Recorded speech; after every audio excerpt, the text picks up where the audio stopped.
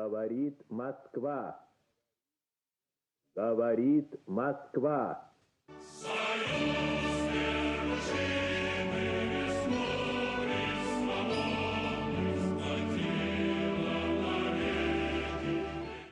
Përshëndetje nga unë Kastriot Myftaraj këtu në radio televizionin Ora.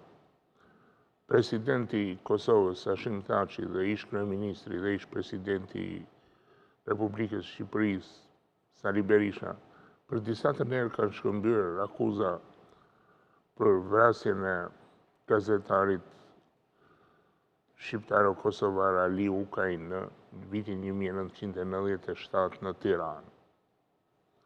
Si është e vërteta e kësaj çështje? Ali Ukaj ishte 26 vjet kur vdiq, e shikoni në qendër të ekranit midis Thaçit dhe Berishës. Dhe ky 26 vjeçar na është quajtur si njeri me një karrierë disa vjeçare gazetareske të shkëmbyer me kontakte me Associated Pressin e me këto si zëdhën si pari Ukës, në fakt tëra këto janë legjenda.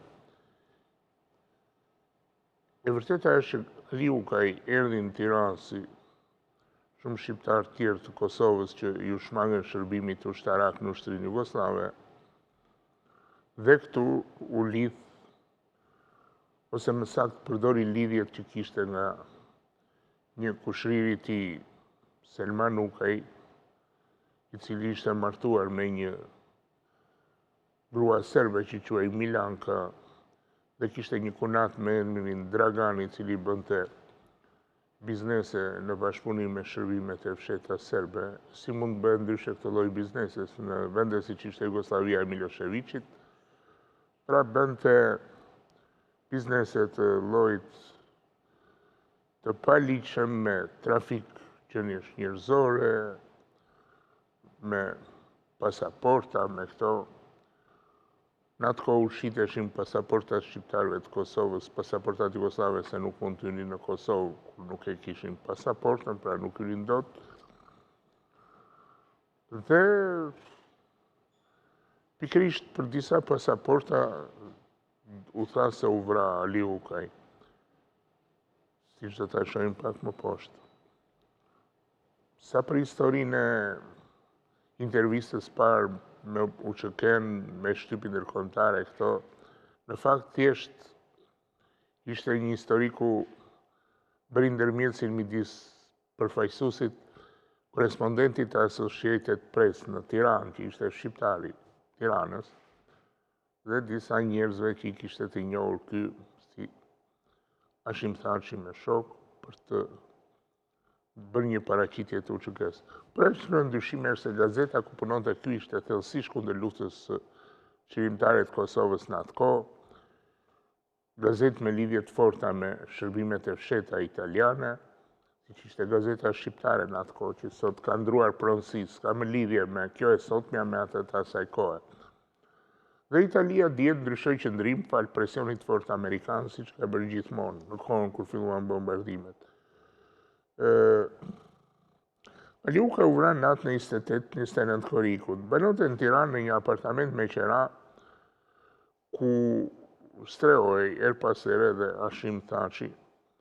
Atje strehoi dhe kushiri i Hashimit Hasghim Thaçi, djali i Xhaxhait, djali i Axhës, si thuhet në Kosovë.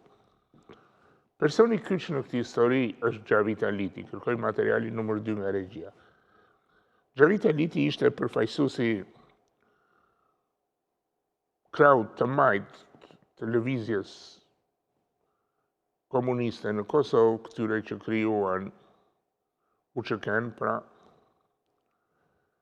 dhe me lidhje shumë të mira me pushtetin me partinë që erdhi në pushtet në 1997, Partinë Socialiste. Në disa intervista televizive ka folur për ngjarjen, sidomos në Rubikon të Adriatik Kelmendit. Ka thënë se e njoftoi Gani Veselin, më falni, i afërmi Kadri Veselit, nga Tirana, se ishte vrarë Ali Ukaj dhe ishin arrestuar Hashim Thaçi dhe Hasghim Thaçi. Ai, pastaj Xhavit Aliti, i telefonon nga Zvicra Selman Ukajt. Selmani ishte ai që u akuzua për vrasjen, u gjet fajtor, po u shpalli çmendur me vendim gjykate, deti 13 muaj në trajtim psikiatrik dhe u aratisi. Jeton në Zvicër sot. Kjo është e çuditshme sepse Selman Ukaj, sipas versionit zyrtar të ngjarjes, u arrestua në vend ngjarje duke mbajtur në krah trupin e Ali Ukajt të vrarë. Pra, nëse ky ishte i arrestuar, ky ishte në shtëpinë e tij, si mundet të në shtëpinë pra të Ali Ukajt ishte Selmani vrasi dhe u arrestua, u gjente atje në mesnat, diçka e tillë. Atëherë, si mundej që ti telefononte në një shtëpi tjetër që kishte Selmani në Tiranë, se jetonte bashkë me gruan, merrej me biznes, kishte edhe një biznes të regjistruar në Tiranë, vinte dhe ikte. Pra, si mundej ti telefononte dhe ti përgjigjej ky. Këtë duhet ta sqaroj Xhavit Aliti që s'është vënë kurrë në dispozicion drejtësisë për këtë punë. Po duket se ka dashur të krijojë një alibi. Do me thënë, Selman Ukaj nuk është arrestuar fare në vendngjarje, e merr telefon Xhavit Aliti. Xhavit Aliti mund të mos ketë qenë fare në Zvicër, se udhtonin me pasaporta false, si thot. Ka qenë këtu, i ka shkuar Selman Ukës, se kanë kërcënuar, i kanë thënë do marrësh si për vrasjen, ndryshe do të zhdukim, dhe ta garantojmë ne që do të nxjerrim të lirë. Dhe në fakt e mbajtën fjalën 13 muaj në spital psikiatrik bëri Selmani dhe sot është shëndoshë e mirë, udhton lirisht. Pra, Xhavit Aliti na thot se ishte praktikisht me fjalët e tij, se ishte në pronësi në DNI të adresës së një shtëpie të Selmanit në Tiranë, të dytë. Nëse Selmani kishte një shtëpi të dytë në një shtëpi tjetër në Tiranë, pra, pse duhej t'ia linte pasaportën zvicerane të vetën, pasaportën jo zvicerane, më falni, jugoslave të vetën dhe të gruas dhe familjarëve të tjerë dhe lejen e qëndrimit në Zvicër të vetën dhe të gruas t'ia linte Ali Ukajt në shtëpi për ruajtje, kur ai kishte shtëpinë e vet. Pra, kjo është sajuar nga policia për të fajsuar Aliun, më falni, për të fajsuar Selmanin. Dhe kjo quhet shkaku i vrasjes, zyrtarisht. Pasi Aliu i kishte thënë se i kishte humbur këto. Dhe këtë fabulë ka sajuar Xhavit Aliti me Kadri Veselin. Xhavit Aliti thot se ai telefonoi Adem Çopanit, shefit shtabit përgjithshëm, dhe i kërkoi ndihmë. Në fakt, Xhavit Aliti bën një gënjeshtër të madhe këtu. Adem Çopani ishte shefi i shtabit përgjithshëm i kohës të Sali Berishës dhe ishte në ditën e fundit në detyrë. Nuk kishte marrëdhënie të mira me qeverinë që kishte ardhur, socialistët Fatos Nanës. Me këtë kishte marrëdhënie të shkëlqyera me qeverinë e re Xhavit Aliti. Kur shikon vrasjen e Ali Ukajt bën përshtypje një gjë. Ata që e vranë pritën të merrte pushtetin, Partia Socialiste ta merrte në praktik pushtetin që e fitojnë zgjedhjet e 21 qershorit.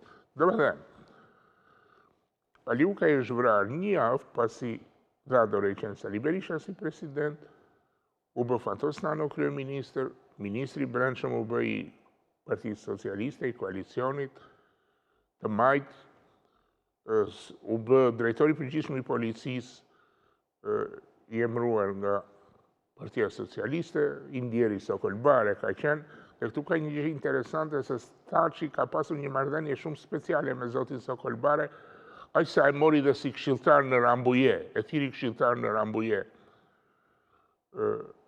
Megjithëse i ndjeri Bare kishte qenë dhe nëndrejtori i Shishit, kjo u bëri përshtypje shumë ndërkombëtarëve, për Thaçi si duket që detyrime të mëdha ndaj këtij njeriu. Dhe çfarë tjetër? Duket se Xhavit Aliti ka kërkuar ndihmë Nanos për këtë histori. Dhe ja ka vënë në ndihmë. Po Thaçi tani ka një detaj shumë të bukur. Thaçi u laj lirë me detyrim, Hashim Thaçi u laj lirë nga policia me detyrimin që të mos largoj nga Shqipëria dhe të ishte në dispozicion të hetimeve. Ai u largua direkt në Zvicër dhe kur erdhi në Shqipëri pastaj për të marrë me veprimtarinë në UÇK-s, ka ardhur saktësisht në Rinas në 12 mars 1998. Ai duhet ishte arrestuar Gjyqi ishte në vazhdim, duhet ishte arrestuar se ishte larguar drejtësisë, kishte shkelur atë detyrimin. Tani, me që Thaçi do bëj personalitet i njohur botërisht si lider politik i UÇK-s, duhet të mbyllej ky gjyq i bezdisshëm. Dhe gjykata e ka mbyllur gjyqin gjykata e Tiranës në 27 prill 98 është dhënë vendimi që shpall fajtor Selman Ukajn, po njëkohësisht e shpall dhe të çmendur, dhe dënon me mjekim të detyruar dhe pas 13 muajsh ky aratiset nga spitali psikiatrik. Shumë mbyll kjo histori, të gjithë e kuptojnë se kush është vrasi. Kaq për sot, mirupafshim.